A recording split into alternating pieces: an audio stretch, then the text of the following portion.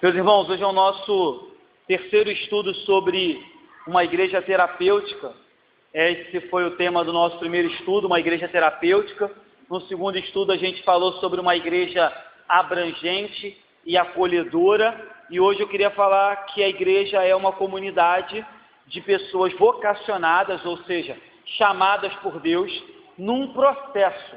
A gente falou muito sobre isso aqui, quando a gente citou que a santificação era um processo constante rumo à glorificação. A gente citou muito sobre essa questão desse processo.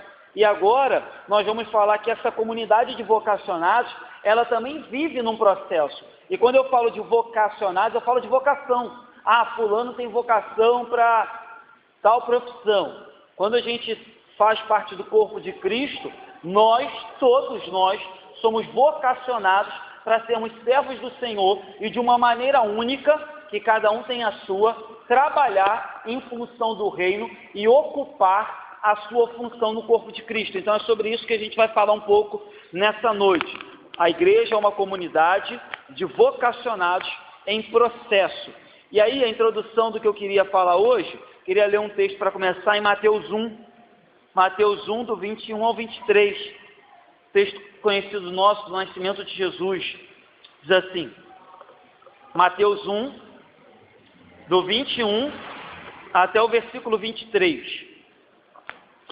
Ela dará à luz um filho, e lhe porá o nome de Jesus, porque ele salvará o seu povo dos pecados deles.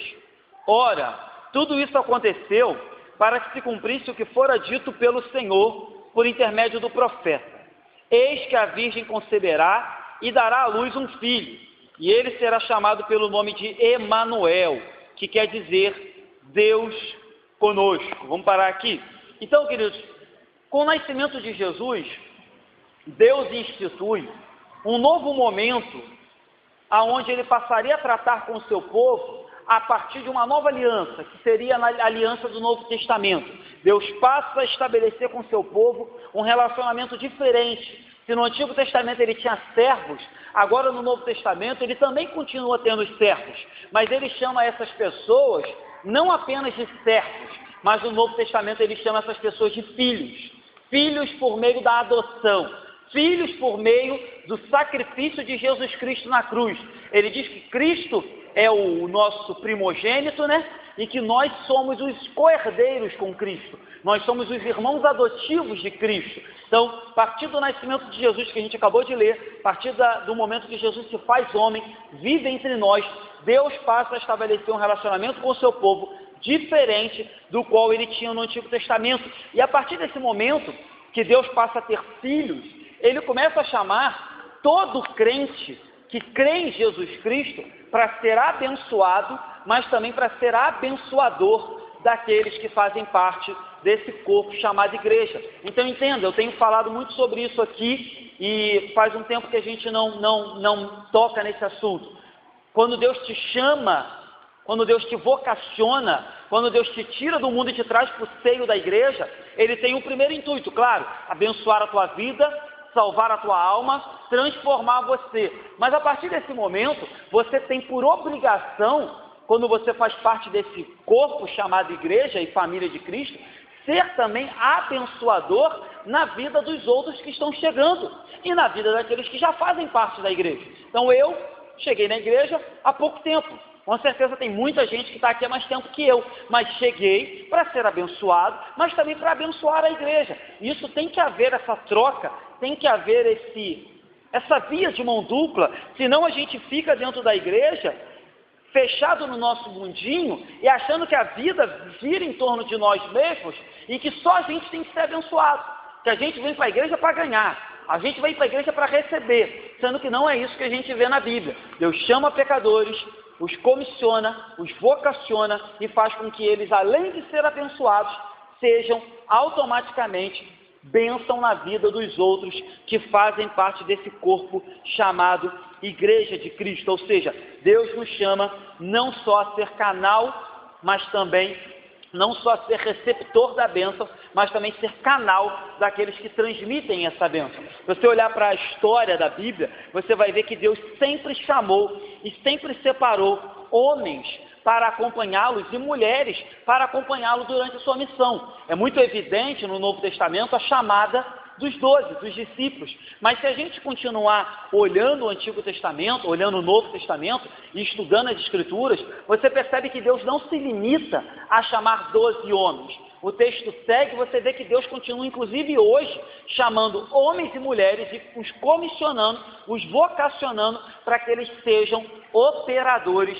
da bênção de Deus no meio da igreja. Então isso é muito importante para que a gente entenda qual é o nosso papel no seio de uma igreja terapêutica. A igreja só vai se tornar uma igreja terapêutica, a igreja só vai se tornar uma verdadeira família, a igreja só vai crescer, e até numericamente falando, espiritualmente falando, quando cada um dos crentes entender que ele faz parte desse corpo e que é papel dele também, não só do pastor, não só do professor, não só de quem toca no louvor, mas é papel de cada um dos crentes ser abençoado e abençoar. É papel de cada um dos crentes se perguntar: o que Deus quer de mim nessa comunidade?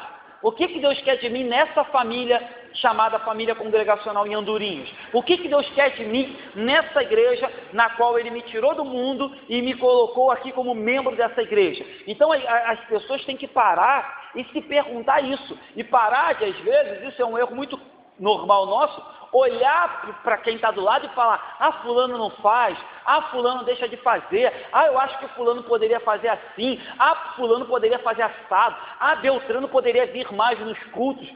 Meu irmão, ainda que tudo isso seja verdade, a primeira pergunta nossa é: o que eu posso fazer para que a igreja se torne uma igreja terapêutica? O que eu posso fazer para que a igreja se torne uma família melhor? O que eu posso fazer para que a igreja cresça, tanto em espiritualidade quanto numericamente? O que eu tenho feito? Qual tem sido o meu chamado nessa comunidade? E aí, automaticamente, as coisas vão melhorando. O problema é que a gente esquece um pouco isso, e esquece que vivemos num processo de santificação e vivemos também num processo de aperfeiçoamento do corpo de Cristo. É isso que a Bíblia diz. A Bíblia diz que a igreja do Senhor tem sido transformada de glória em glória. Ela tem sido aperfeiçoada com o passar dos anos. E ela é aperfeiçoada como? Aperfeiçoada quando eu, você e todos os demais irmãos dessa igreja colocam a mão no arado e começam, cada um dentro do seu talento, cada um dentro do seu dom, fazer algo em benefício, em prol dessa comunidade.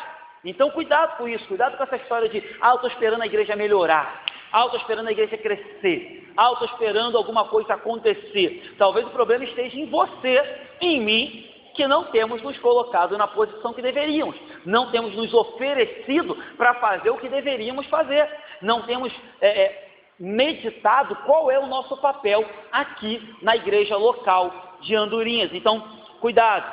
É claro que nesse processo você terá que fazer escolhas, e às vezes escolhas não tão fáceis, vão haver mudanças, e a gente sabe que mudanças nos trazem um pouco de medo, vai ter que haver, enfim, adversidades, lutas, provações. Essa semana eu falava com o pastor Jonas, os irmãos conhecem, já pregou aqui 2 vezes, e ele dizia assim: irmão, estou discipulando o Rodrigo. O Rodrigo esteve aqui com ele no último domingo, no último sábado que o pastor Jonas pregou, para que, caso aconteça alguma coisa comigo, o pastor Jonas é muito assim: Deus me leve, o Rodrigo assuma a igreja. Eu falei: ah, pastor Jonas, e aí ele? Aí eu estou orando a Deus para ele passar por umas perseguições. Falei: como isso, pastor? Porque ele tem que passar por isso, né? Para ele ter experiência. Estou orando a Deus para alguém perseguir ele, estou orando a alguém para alguém tratar mal ele. Falei: como isso, pastor? Para ele aprender a dar o outro lado, para ele aprender a perdoar, para ele aprender a lidar com as pessoas. Essa era a oração dele. Eu ri, falei: amém, pastor. Que Deus abençoe o Rodrigo. Ele: não, porque ele tem que aprender, irmão. Porque se vai que Deus me leva da noite para o dia, ele vai precisar conduzir a igreja. Falei: amém. Então, assim, é inegável, fato que adversidades, provações e lutas virão, mas a questão é, meu irmão, se Deus tem nos chamado, se o objetivo final é abençoar o corpo de Cristo, se o objetivo final é ser bênção na comunidade que Ele nos colocou, não importa as mudanças, não importa as decisões, não importa as dúvidas, não importa as lutas, não importa às vezes até a nossa falta de capacidade. Ah, pastor, mas eu não tenho capacidade. A gente escuta muito isso na igreja. Ah, pastor, mas eu não estou pronto. E meu irmão, você acha que eu estava pronto quando eu vim aqui para essa igreja? Você acha que eu estou pronto hoje? Claro que não, mas nos compete, claro, dentro da nossa possibilidade, estudar, nos aperfeiçoar, nos esmerar no conhecimento bíblico, mas o restante, meu irmão, é dependência de Cristo.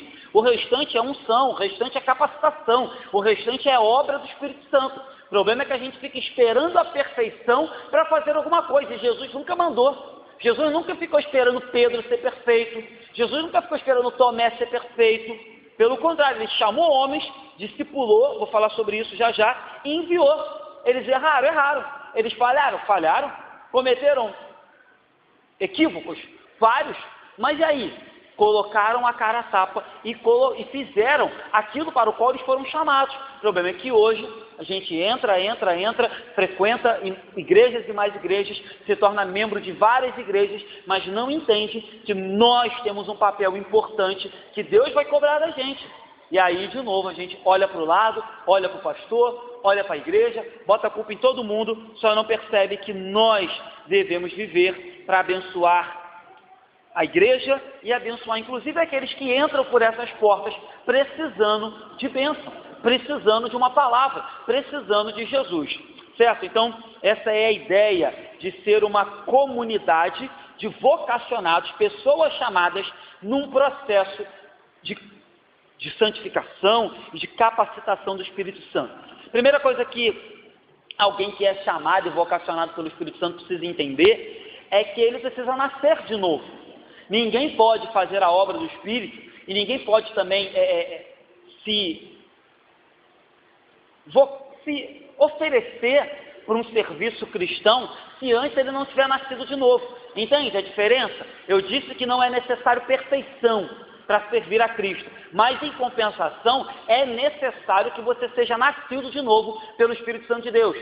O próprio texto aqui que a gente leu diz que a concepção de Jesus foi miraculosa. O versículo 18 de Mateus 1 diz: ora, o nascimento de Jesus foi assim, estando Maria, sua mãe, desposada com José, sem que tivesse antes coabitado, achou-se grávida pelo Espírito Santo. Mais na frente, em João 3, Jesus vai falar para Nicodemos: olha, Nicodemos, tu tem que nascer de novo.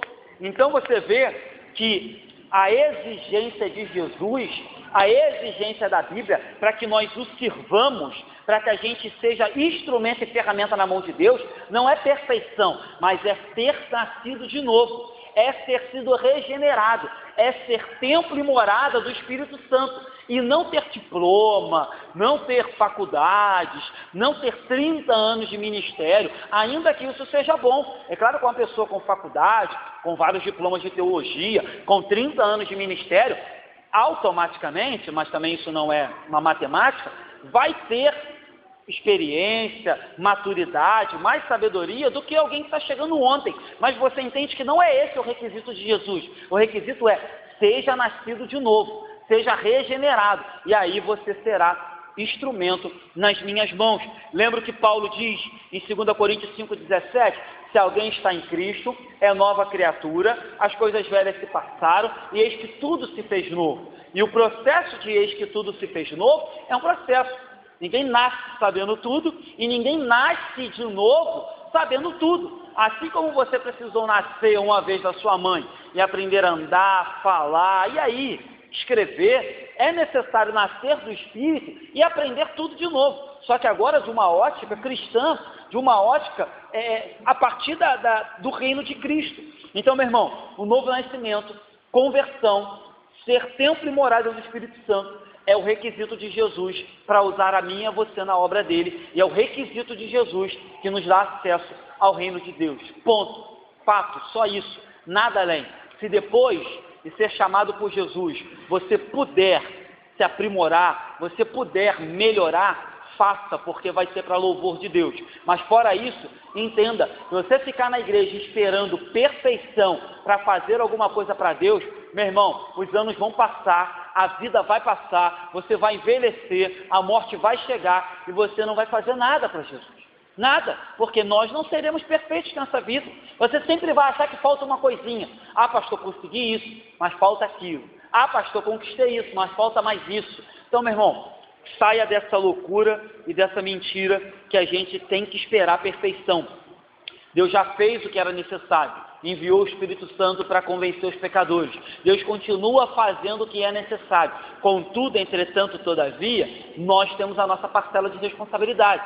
Se você parar para pensar, Deus já fez tudo. Deus criou o mundo, o ser humano pecou, Deus resolveu o problema do pecado por meio de Jesus. Jesus morre, ressuscita ao terceiro dia. Deus envia o Espírito Santo para vir no nosso coração, quebrar o nosso coração de pedra e nos convencer da verdade, da justiça e do juízo. Então Deus já fez tudo, nos chamou, abriu os nossos ouvidos, abriu os nossos olhos, nos mostrou a graça. E agora, meu irmão, só compete a mim e a você se colocar diante dele, para que ele continue a fazer a obra por meio de mim e de você, para que nós sejamos ferramentas e instrumentos na mão dele. Graças a Deus, isso é uma verdade que a gente também tem que afirmar, é que Deus não fica, preso, nem limitado a minha e a sua disponibilidade. Graças a Deus que Ele faz a obra e Ele sempre tem levantado homens e mulheres que, ainda que saibam que não são perfeitos, vão e fazem a obra, vão e respondem ao chamado, às vezes até missionário. Hoje a gente tem a facilidade de formar obreiros, seminários e mais seminários, alguns que nem valem a pena frequentar, mas já aconteceu épocas e ainda acontecem lugares onde pessoas simples, pessoas sem instrução quase que nenhuma, pessoas sem conhecimento teológico quase que zero, vão para os mais distantes campos missionários pregar o reino de Deus, falar do amor de Jesus. Então, glória a Deus que Deus ainda tem levantado pessoas assim e que nós não temos impedido a obra de Deus de caminhar por causa da nossa negligência, que muitas vezes faz com que a obra de Deus não seja impedida, mas talvez demore um pouco mais a se desenvolver. Talvez, se toda a igreja, e aí eu estou falando da igreja de Andorinhas, e aí cada crente sabe a realidade da sua comunidade, se toda a igreja entendesse o seu real papel e o porquê de fazer parte daquela comunidade, talvez a obra de Deus estivesse muito mais avançada. De novo, não dizendo que Deus não vai fazer, Deus vai continuar fazendo, mas talvez a obra missionária estivesse muito mais estendida, talvez o número de igrejas sadias fosse muito maior, talvez o número de frequentadores da nossa igreja e de outras igrejas fosse maior, se as pessoas entendessem qual o real papel e qual a importância dela em ser chamado para fazer parte de uma igreja. Então, queridos, cuidado com isso. Deus nos chamou, nos amou para que sejamos seus filhos, amigos e que possamos fazer parte da sua obra chamada igreja, do seu corpo chamado comunidade, que é conduzida por Cristo. Outra coisa, eu disse que nós fomos chamados, e para ser chamado, disse que é necessário ter Cristo, ou ser regenerado, ou ter o Espírito Santo. E o segundo ponto é que quando nós temos Cristo no nosso coração, quando nós recebemos Cristo, automaticamente nós vamos sendo lapidados e transformados pelo poder que habita na palavra de Deus. Eu falei um pouco sobre isso. Se você olhar a história de Jesus, você vai ver que ele chama 12 homens, depois ele chama os 60 que a gente pregou agora há pouco tempo na igreja, depois ele vai para toda a igreja no final do capítulo, no último capítulo, se não me engano, capítulo 28, e ele diz no capítulo 28 de Mateus: ide, portanto, fazer discípulos de todas as nações. Então aqui, Jesus já expande o seu chamado, a vocação e o envio para toda a igreja. Então ele começa com um pequeno grupo, aumenta para 70, e a gente sabe que isso não para, porque chega no final do livro de Mateus, ele diz: olha, vão por todo mundo pregando o evangelho. E agora a comissão, agora a vocação não é mais para um grupo, é para todo aquele que crê em Jesus Cristo. Então, agora outra coisa que chama atenção em Jesus é que, claro, você percebe que Jesus, ainda que não fosse uma faculdade, Jesus sempre chamou, mas ele também sempre discipulou aqueles que ele ia enviar. Os 12 ficaram com ele aproximadamente 3 anos. Os 70, que a gente pregou há pouco tempo atrás agora, ficaram com ele também durante um tempo. Foram enviados, voltaram, trouxeram o relatório do que aconteceu. Jesus os exorta, corrige eles, fala, olha, cuidado com isso, não, cuidado com a soberba, se alegrem de ter o nome de vocês escrito no livro da vida. Então você vê que Jesus, ele não apenas chamava e enviava, mas ele tinha um processo também de discipulado, que é o processo que a igreja deve ter. E aí é um outro erro hoje da igreja, é em chamar e não ensinar, chamar e não discipular. Então a gente hoje encontra comunidades inteiras caindo em 2 erros. O primeiro é se satisfazer ou se bastar como igreja local, sem lembrar que lá fora ainda tem gente precisando de Jesus. Então a igreja não pensa fora extramuros. O segundo problema é quando a igreja envia, muito preocupada com aqueles que estão lá fora, mas envia de qualquer jeito. Vocaciona, mas vocaciona de qualquer jeito. Manda as pessoas para o mundo, mas não existe um período de discipulado, de ensinamento bíblico, de doutrina. Não existe essa preocupação. E aí a gente comete 2 erros. Tanto os que não mandam ninguém, quanto os que mandam sem ter a preocupação com o ensino. Você vê que Jesus ele fazia, mas ele também ensinava os discípulos a fazer. Jesus ele não só falava, mas ele com as suas atitudes, por si só, ele ensinava os seus discípulos. Ele vocacionava, ele discipulava, ele doutrinava com palavras e atitudes. Por isso é importante que os mais antigos, que os que têm cargo na igreja, os que têm liderança, enfim, na igreja, tenham não apenas um discurso, mas também uma postura que seja coerente com a pregação do Evangelho, para que aqueles que estão chegando olhem para a gente, vejam o nosso discurso, a nossa pregação e se assemelhem, copiem mesmo, aprendam, para que assim como Jesus fez, em breve nós possamos contar com essas pessoas, ainda que sejam simples, ainda que não sejam grandes pregadores,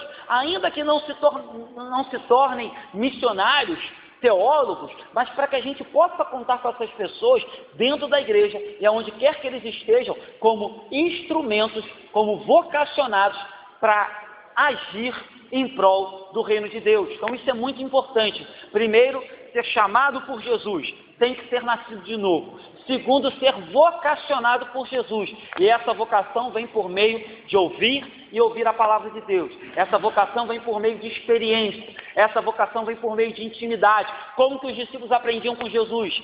Sendo íntimos dele, sendo próximos dele, caminhando lado a lado. E aí, meu irmão, você só vai aprender caminhando com a igreja. Você só vai aprender estando lado a lado do pastor. Você só vai aprender participando de tudo aquilo que a igreja promove. Estando em tudo, ainda que você não goste. Ainda que você ache, mas aquela reunião é chata. Mas aquela reunião eu não gosto muito. Ainda que não te agrade. A verdade é que não deve nos agradar, deve agradar a Deus. E tudo quanto, pois, a igreja faz é um meio para que você venha a ser discipulado. É um meio para que ali você aprenda com os mais velhos, com os mais experientes, com os que conhecem mais do que você, como você deve fazer futuramente quando for a sua vez. Então esse é o problema também. As pessoas se contentam em fazer parte da igreja somente, às vezes, uma vez na semana. A gente entende que tem gente que tem compromisso, que trabalha, que tem faculdade, mas a gente entende também, e a gente sabe, melhor dizendo, que tem gente que se contenta em fazer parte da igreja uma vez na semana, simplesmente por escolha. E aí depois não entende por quê, não é discipulado, não entende por que não cresce, não entende por que não entende o seu chamado, não entende por que não tem sido relevante no meio da igreja, não entende por que Deus não usa, talvez porque você se contenta em ser crente de uma vez na semana. Logo você não tem intimidade, você não caminha com o corpo de Cristo, você não aprende com o corpo de Cristo. E aprender aqui, meu irmão, falando só de coisa boa não, é aprender inclusive com os erros, é aprender inclusive quando alguém errar, é aprender inclusive quando alguém pecar, é aprender, somos um corpo, não tem ninguém perfeito aqui, então até nisso você aprende, até olhando os erros dos outros, as atitudes dos outros que não convêm, você aprende. Então você lida com isso e nós vamos crescendo para a glória do nome de Deus. Então cuidado com isso. Jesus jamais andou sozinho, jamais trabalhou sozinho, sempre teve um grupo com ele e não deve ser diferente hoje na igreja de Cristo. Não devemos andar sozinhos, não devemos caminhar sozinhos e não devemos achar que somos autossuficientes. Pastores precisam ser pastoreados, presbíteros precisam ser pastoreados, professores precisam ser ensinados. Se você não senta para ouvir, você não tem como ficar em pé para ensinar. Então, com grande frequência, com grande disposição mesmo, é que eu me coloco para aprender. Eu vou para a internet, vou em algumas igrejas, vou em alguns congressos, porque entendo que eu tenho que aprender para depois ensinar. Entendo que toda a igreja deve aprender para que aí tenha alguma coisa para passar. Mas aí, de novo, as pessoas acham que se bastam, que aprendem tudo sozinhas, que são autodidatas, e o que acontece é que mais cedo ou mais tarde elas vão descobrir que não aprenderam nada. Não aprenderam nada estando sozinhos. Pelo contrário, só perderam oportunidade, anos e anos, aonde eles poderiam aproveitar e não aproveitam. Eu não sei você, mas eu às vezes, quando falto ao culto, eu fico pensando comigo, o que eu perdi, o que eu deixei de ouvir, o que eu deixei de ver, o que eu deixei de presenciar, o que eu deixei de ouvir. Eu sempre tenho esse pensamento, porque para mim eu sempre perdi, a verdade é essa, eu sempre perdi alguma coisa. Então toda vez que eu falto à igreja, a sensação que eu tenho é que algo vai faltar, que algo faltou. E aí, claro, você faltar um culto ou outro, já comentamos aqui, porque você tem suas obrigações, porque você tem os seus afazeres, beleza. Mas já pensou você passar 4, 5, 10 anos nessa igreja e depois olhar para trás, acordar e falar assim, caramba, quanto tempo eu perdi? Poderia ter aprendido muito mais, poderia ter crescido muito mais, poderia ter me envolvido muito mais, poderia ter me doado muito mais. E aí o tempo já passou, irmão. E ninguém sabe o dia de amanhã. Talvez você já vai estar velho, doente. E aí? Então cuidado com isso. Somos chamados, mas chamados para ser vocacionados, chamados para trabalhar, chamados para se empenhar. Um escritor muito famoso chamado Christian Schwartz, ele diz que a primeira e mais importante qualidade de uma igreja é que ela seja uma igreja capacitadora, uma igreja que ensina, uma igreja que faz discípulos, uma igreja que inclui pessoas, mas que não só inclui, mas também que edifica essas pessoas, que educa essas pessoas, que capacita essas pessoas para que elas possam ser agentes de transformação de Deus, tanto aqui quanto lá fora. Então, hoje o problema é esse, é que de novo, as igrejas como um todo perderam esse propósito, perderam essa verdade, e aí a igreja se limita, entre aspas, a gente voltou a copiar um pouco a igreja católica, a igreja se limita ao clero, então a igreja se limita ao pastor, os presbíteros e os diáconos, eles fazem tudo, e quem é do louvor também, e o restante, a gente voltou a ter aquela ideia de quem está sentado são os leigos, são os comuns da igreja, e o clero é a parte ungida, é a parte, como é que eu vou falar, iluminada. E aí o que acontece? Meu irmão, idolatria, porque alguns passam a idolatrar os poucos que trabalham. O que acontece? Cansaço, e às vezes até mesmo uma doença mesmo, ou até uma decepção daqueles que estão na frente, porque tudo fica sobre as costas deles. Toda a expectativa da igreja fica sobre a liderança, sendo que a expectativa da igreja deveria estar no corpo, porque nós somos um corpo. Então, se o corpo não entende isso, meu irmão, pode ter certeza, tente ficar parado em casa e deixar tudo, sei lá, para o pé fazer. Não vai acontecer. Tente ficar parado em casa e deixar tudo para a mão fazer. Não vai acontecer. Então, tente ficar parado na igreja e deixar tudo para a liderança, tudo para o clero fazer. Não vai acontecer. Mais cedo ou mais tarde você vai entender que a igreja está defeituosa, porque nós perdemos o conceito de que igreja é uma comunidade onde todos são vocacionados por Cristo para desempenhar um papel. Ah, pastor, mas o meu papel é só ficar na recepção. Meu irmão, é a sua função, você foi vocacionado para isso. Às vezes um sorriso, um abraço contam mais do que a pregação do pastor. Às vezes a pessoa entrou por aquela porta, recebeu um sorriso, um abraço teu, era o que ela precisava naquela noite, era o diferencial daquela noite. Talvez ela vá embora da igreja e não vai conseguir nem falar comigo, mas você o recepcionou com um abraço, com um sorriso, com uma palavra de ânimo para ela, ponto. O problema de novo é que às vezes a gente olha e, pastor, mas eu só faço isso, minha função é só essa. Meu irmão, não existe só isso no reino de Deus. Até porque eu falei isso aqui uma vez na pregação. Se Deus fosse olhar para mim e para o seu currículo, para mim e para a sua qualificação, ninguém teria direito de fazer nada aqui na igreja. Ninguém. Até ficar na porta ali para receber as pessoas, nós não poderíamos fazer, porque somos pecadores, imperfeitos, e a obra de Deus, ela é uma obra santa. Então, cuidado com esse negócio. Porque o que eu faço é pouco. Meu irmão, se tu foi chamado para isso, seja o melhor nisso. Lembrando as palavras de Martinho Lutero. Certa feita, um sapateiro chegou para ele e falou: o que eu posso fazer? Aí Lutero falou: qual a tua profissão? Aí ele falou: sou sapateiro. Aí Lutero: seja o melhor sapateiro para a glória de Deus. Porque Lutero tinha essa verdade, né? Que foi a reforma protestante que levantou, do sacerdócio universal dos crentes. Lutero entendia que você não é sacerdote só quando está aqui na igreja, louvando, levantando a mão e ouvindo a pregação. Você é sacerdote aonde quer que Deus tenha te colocado. Então, se a sua vocação é ser um sapateiro, seja sapateiro para a glória de Deus. Seja um sapateiro honesto, justo, crente, faça para a glória de Deus. Então, o mesmo contexto continua funcionando hoje. Faça tudo aquilo quanto, pois, Deus colocar na tua mão para a glória dele. E cuidado com essa desculpa de: pastor, eu não tenho, pastor, eu não sou chamado, pastor, eu não me sinto capacitado. De novo, quem capacita é o Espírito Santo de Deus, e todos os crentes são sacerdotes. 1 Pedro 2,9 vai dizer assim: vós, porém, sois raça eleita, sacerdócio real, nação santa, povo de propriedade exclusiva de Deus, a fim... Então ele diz: olha, vocês são raça eleita, sacerdócio, nação santa, povo de propriedade. Ele diz: vocês são tudo isso. Mas aí ele diz: a fim de proclamardes as virtudes daqueles que vos chamou das trevas para a sua maravilhosa luz. Então você é tudo isso, mas você é tudo isso com um propósito. Você é tudo isso a fim de quê? Proclamar as verdades daquele que te chamou das trevas para a maravilhosa luz. Então, todo mundo tem seu espaço, irmão. Todo mundo tem sua função. Se não tem, é porque a gente tem pecado no nosso serviço e no nosso conceito do que eu faço aqui nessa igreja.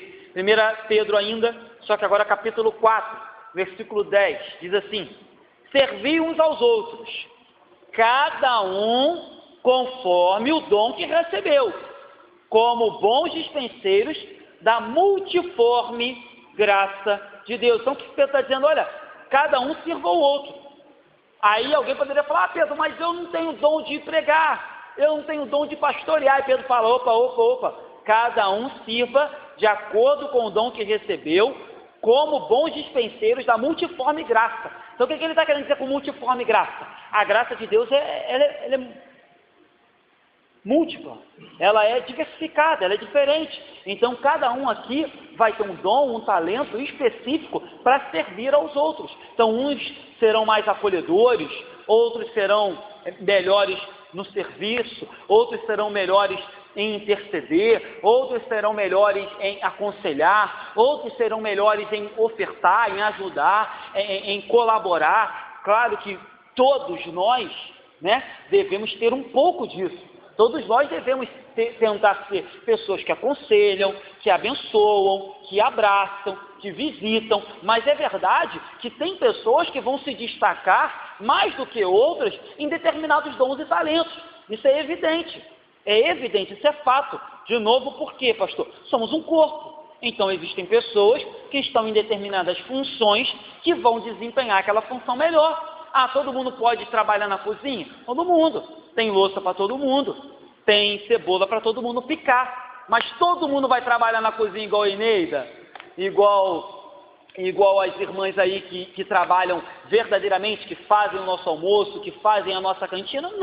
Não, todo mundo não vai trabalhar igual a Eneida, igual a Diaconisa, igual as outras irmãs aí na cozinha. Não vai. Todo mundo vai pregar igual o pastor? Provavelmente não. Mas todo mundo pode levar uma palavra? Todo mundo pode trazer uma mensagem? É óbvio que pode. Então cuidado com isso, tá, meu irmão? Pedro diz que todos nós devemos servir, cada um dentro do seu quadrado, né? Mas isso também não impede que você faça aquilo que você julga não ser o seu melhor. Ah, pastor, isso não é o meu melhor. Mas vamos fazer, vamos fazer. Falei uma vez aqui, não sei para quem. Uma vez eu participei de uma igreja em que nós, uma vez na semana, íamos lá para lavar a igreja, para limpar a igreja. E teve uma época que eu comecei a ficar muito chateado porque a maioria não ia. E a maioria que não ia eram aqueles que tinham destaque. E aí um dia enfim, deve ter sido Deus, né? A gente tradicional fica meio assim, mas enfim, Deus deve ter falado comigo. Eu falei assim, já sei o que eu vou fazer. Vou passar a lavar o banheiro.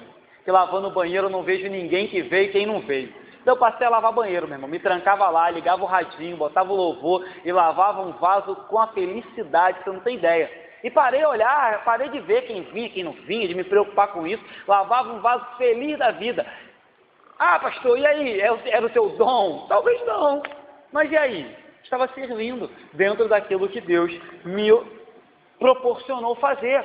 Então o problema, de novo, é que a gente está muito preocupado com o outro, e a gente está sempre esperando uma perfeição, ou sempre esperando, sei lá, um anjo descer aqui e falar alguma coisa para a gente, sendo que a gente bem sabe que tem serviço para todo mundo, tem obra para todo mundo, tem oportunidade para todo mundo, o corpo está aí para que todos façam a sua parte, certo? Então só teremos uma comunidade terapêutica quando os vocacionados, os convertidos, os regenerados se perguntarem: qual é a minha parte?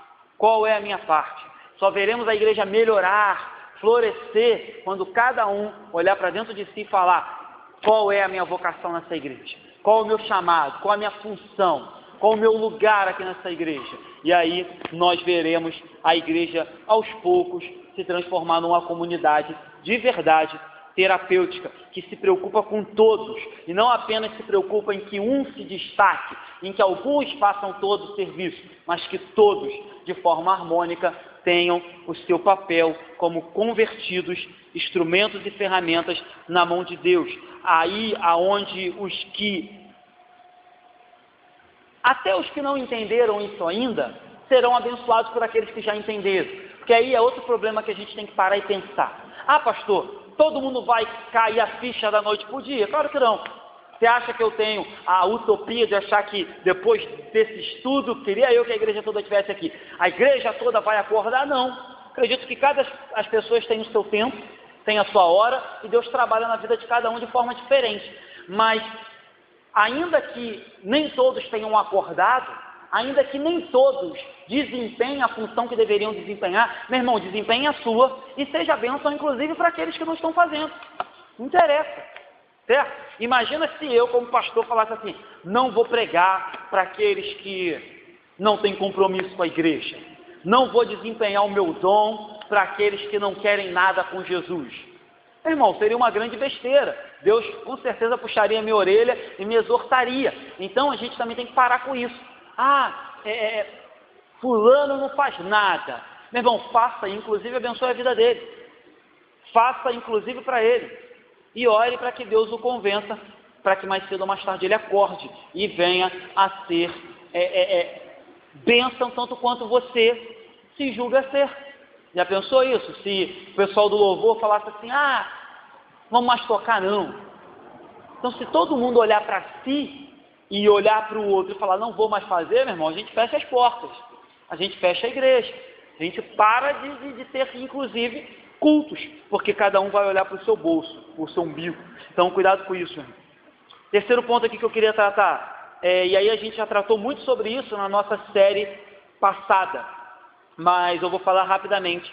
Você ser regenerado, ser vocacionado, ser instrumento e ferramenta de Deus, deve exclusivamente, ou melhor até, obrigatoriamente falando, passar por um processo de santificação. Deus não usa, meu irmão.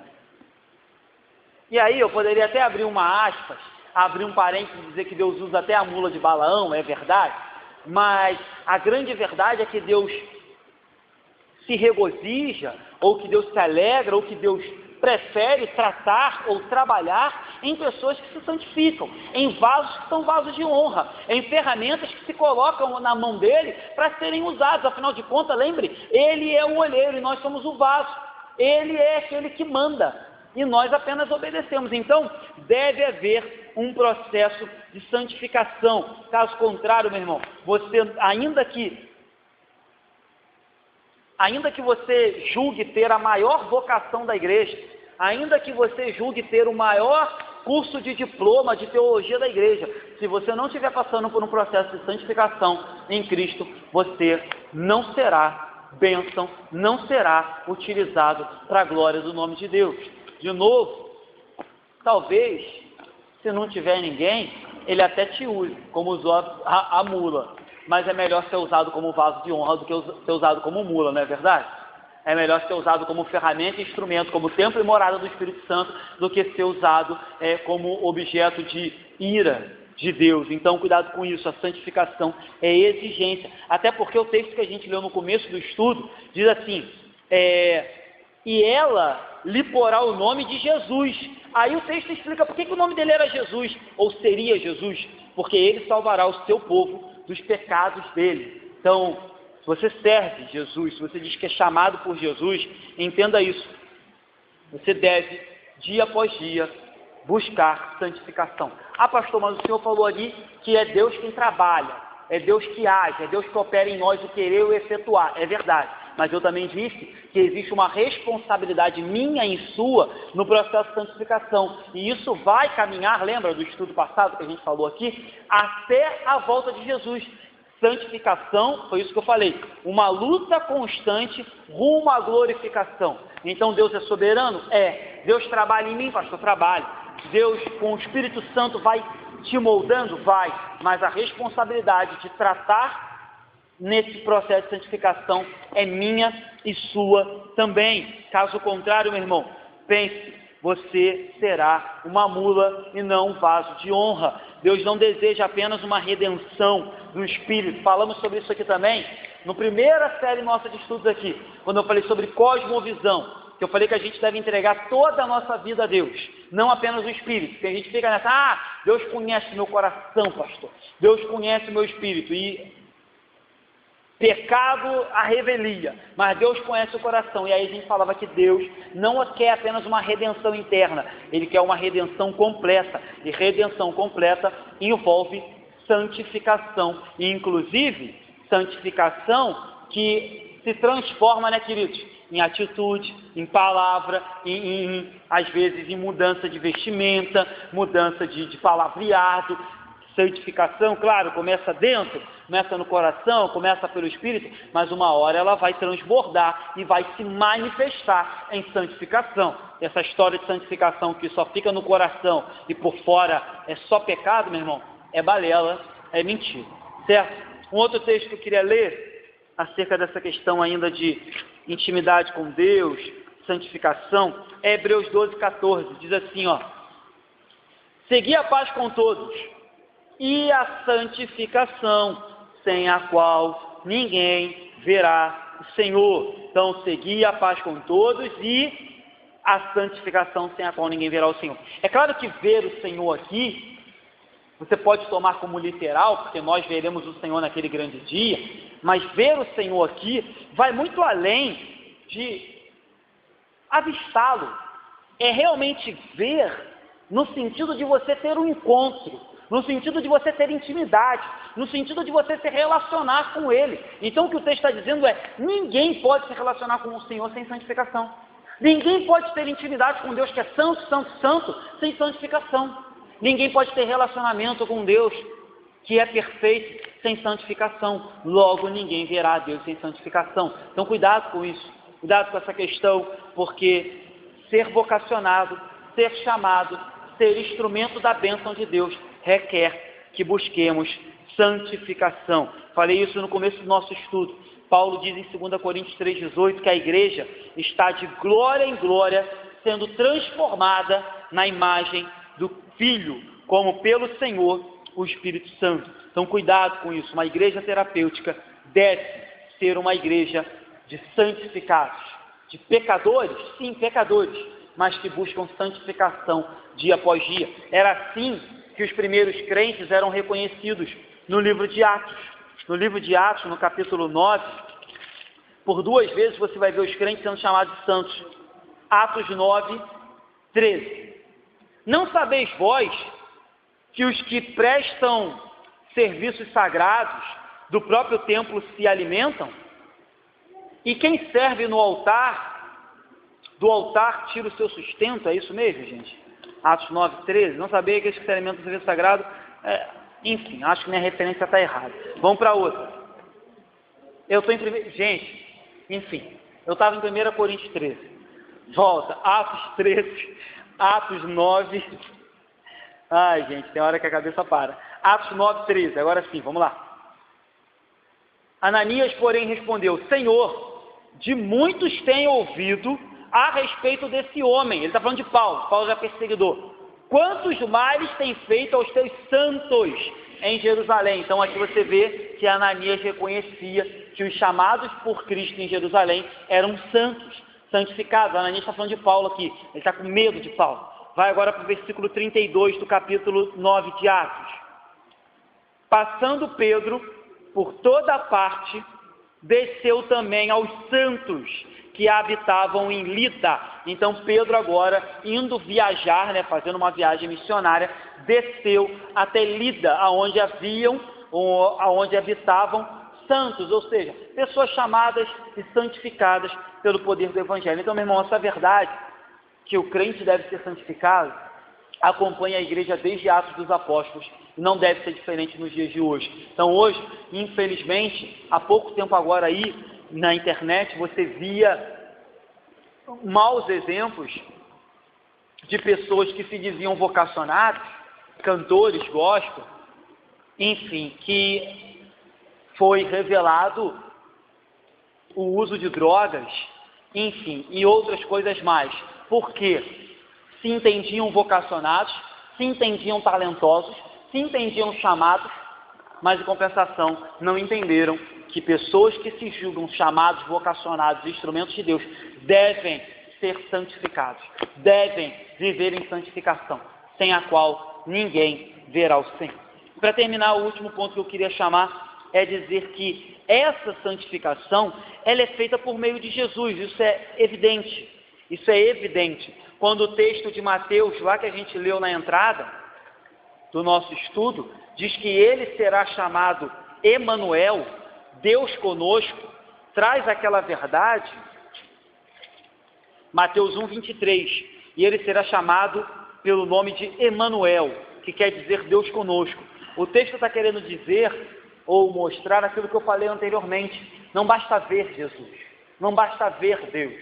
O texto diz que ele é Deus conosco. E quando ele diz que ele é Deus conosco, está trazendo justamente essa concepção de relacionamento, intimidade, proximidade. Lembra que eu falei aqui domingo que a teologia diz que os crentes em Jesus têm algo chamado união mística com Jesus. O que é isso? Essa união mística é uma união onde você não sabe mais onde é você e onde é Cristo. É uma união onde o Espírito Santo habita em você de maneira tal que quando você vai falar, não deve mais ser você, mas deve ser o Espírito. E quando você vai agir, não deve mais ser você, mas deve ser o Espírito. Então, essa é a verdadeira intimidade que aponta para esse versículo. Deus conosco. Ele é o Emanuel. Ele não é um Deus distante. Ele não é um Deus apenas que habita no céu. Ele não é um Deus apenas para ser venerado e admirado. Mas, pelo contrário, é um Deus que deve habitar e fazer com que eu e você entendamos qual o meu e o seu propósito na igreja na qual Ele nos colocou. No caso, nós aqui, igreja congregacional. Tem um outro texto muito legal, não vou pedir para os irmãos ler, que a hora já está avançada, é Jeremias 13. Alguns irmãos vão lembrar que Deus chama o profeta e fala assim: olha, vai lá e compra um cinto de linho. E Deus diz o que ele deveria fazer com aquele cinto de linho. E aí, o que esse texto significa é que aquele cinto, ou um cinto de roupa, ele fica tão apegado, tão justo, tão próximo de você, que é como você deveria se relacionar com Deus, de forma próxima, de forma inseparável, de forma que você esteja realmente apegado a Deus e que a vida dele tenha, ou melhor, a vida dele seja a sua vida, ou que a vida dele tenha influência total sobre a sua, ou seja, é andar de forma inseparável, é andar de forma única, juntamente com Deus. O problema, de novo, é que muitos irmãos têm entrado na igreja hoje e entendido que Deus é apenas o Papai Noel, é apenas o gênio da lâmpada mágica, que só serve para nos dar presente. Mas ele diz que ele é o Deus conosco, que caminha conosco 24 horas. E se é Deus conosco, é Deus comigo na igreja, é Deus comigo no meu trabalho. Se é Deus conosco, é Deus comigo na igreja, é Deus comigo vendo um jogo de futebol. Se é Deus conosco, é Deus comigo na igreja e é Deus comigo quando alguém me afronta. É Deus conosco. O problema é que a gente guarda Deus numa caixinha e só faz uso dele quando nos interessa. Quando não nos interessa, a gente deixa ele no canto, porque aí a gente sabe que traz problemas para a nossa vida. Lembremos de Colossenses, né? Que os jovens têm estudado aí toda sexta-feira.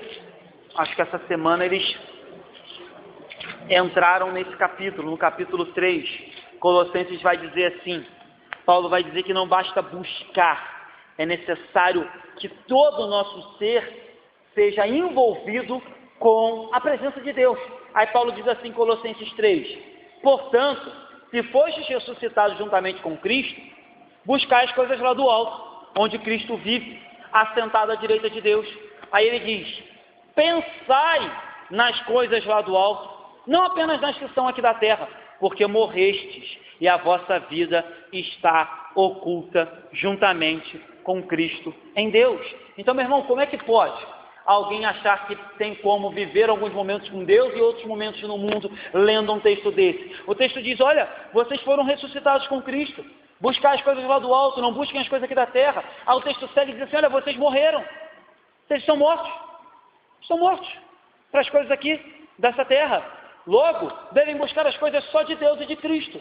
Logo, é incompreensível alguém que frequenta a igreja no domingo, vive como crente no domingo, mas passa o restante de toda a sua semana sem entender que ele é vocacionado, chamado, lavado e remido pelo sangue do Cordeiro para ser sempre chamado por Deus onde quer que ele esteja, para ser sempre um agente de transformação, seja na igreja ou seja no mundo, aonde quer que Deus o leve.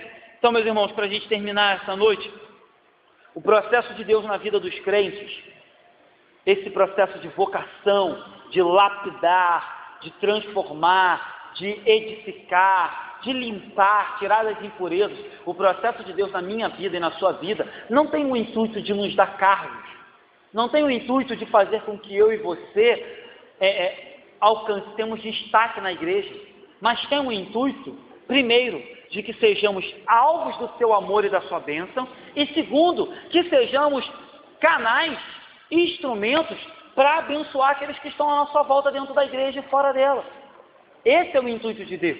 Esse é o intuito de Deus te trazer aqui quinta após quinta, para que a gente estude a Bíblia. Não é para que você se torne alguém melhor do que ninguém, mas é para que, por meio do que você tem aprendido aqui, você reveja os seus conceitos, você repense a sua vida, você repense a sua atitude de crente e seja bênção nessa igreja. É para isso que Deus nos chama. Não é simplesmente para que tenhamos lugar de destaque, lugar de honra, porque a Ele toda honra, a Ele toda glória, a Ele todo louvor. A gente só é ser servo, filho dele. E aí, como eu falei no início, eu repito, adversidades, aflições, oposição, problemas virão, meu irmão. Virão com certeza no decorrer dessa caminhada. Mas não desanime, porque a Bíblia diz que Deus só disciplina aquele quem ama. E Ele só dá prova para quem estuda, né? Então, se as disciplinas vierem, é porque Ele está nos lapidando. Se as provas aparecerem, é porque Ele quer nos aprovar. E porque Ele quer colocar em teste aquilo que temos aprendido aqui dia após dia. Mas com certeza você pode crer, e eu creio nisso, que seja prova, seja luta, seja aflição, seja até mesmo repreensão, tudo isso, o dia que a gente entender que isso tem um porquê e um para quê, tudo isso vai redundar em edificação da igreja, edificação da sua vida e glória de Deus Pai. Tudo isso, luta, bênção, vitória, conquista, derrota, tribulação, tudo isso, o dia que a gente entender que tudo tem a mão de Deus para fazer com que a glória dele se manifeste, a gente vai entender, venha o que vier, vai edificar a minha vida, vai edificar a igreja e o nome do Senhor será exaltado por meio dessa situação que eu estou vivendo. Esse tem que ser o nosso pensamento. Então, não é preciso estar pronto para ser instrumento e ferramenta na mão de Deus. Basta estar sendo lapidado e moldado pelo olheiro. Basta ser um vaso na mão dele. Basta ser barro e ele vai usar os vasos de barro para a honra e glória e louvor do seu nome. Amém? Entendo eu que assim, a Igreja Congregacional de Andorinhas, como uma igreja que visa ser uma igreja terapêutica, vai entender a melhor maneira de tratar as pessoas, curar as pessoas, pregar o Evangelho, aumentar em santidade, aumentar em qualidade, quando eu, você, nos colocarmos na nossa posição e fizermos a nossa parte para a qual fomos chamados. Não interessa qual seja o seu chamado. Um dia você estava lá fora e foi chamado, e Deus tem, para mim e para você, uma obra esperando para que eu e você façamos a nossa parte no ministério de Cristo. Amém, queridos? Vamos terminar?